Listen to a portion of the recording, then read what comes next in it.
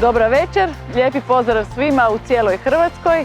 Na početku svima onima koji imaju hemofiliju, von Willebrandovu bolest ili neku drugu nasljednu sklonost krvarenju i njihovim obiteljima želim čestitati vaš dan. Sretan vam dan, Svjetski dan hemofilije. Dragi prijatelji, najljepše vas pozdravljam u ime Društva hemofiličara Hrvatske. Globalna pandemija koja nas je zadesila u zadnje vrijeme u mnogo čemu je izmijenila naše uobičajene modele funkcioniranja.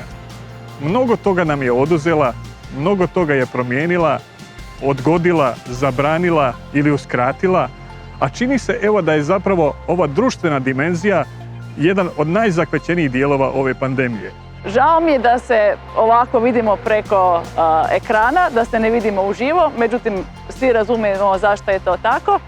Međutim, nadam se da se kroz skoro vrijeme da će se ova situacija riješiti, da ćemo se vratiti našim standardnim druženjima, uživo, na kampu i na godišnjem obilježavanju Svjetskog dana hemofilije. Jer društvo zapravo, kao što sama riječ kaže, podrazumijeva druženje, podrazumijeva susret, podrazumijeva kontakt, podrazumijeva stisak ruke, podrazumijeva zagrljaj i zapravo podrazumijeva zajedništvo.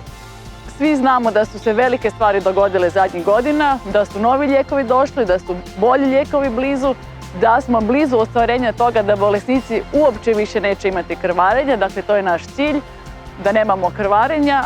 Sretna sam da je Hrvatska ovdje prati zapravo svjetska kretanja i nove terapije i da su u Hrvatskoj zapravo dostupne sve terapije koje su dostupne i u svijetu. Nadam se da će vrijeme u kojem ćemo se vratiti na nekakve stare oblike druženja doći što prije.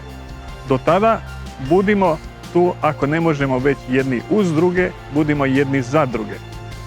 Čuvajmo se međusobno, pomažimo jedni drugima, mislimo jedni na druge i zajedničkim snagama zapravo prevladajmo ovu krizu koja nas je zadesila i evo na neki način protjerajmo te virusne kugle i njihove spike proteine u ropotarnicu povijesti gdje im je zapravo i mjesto.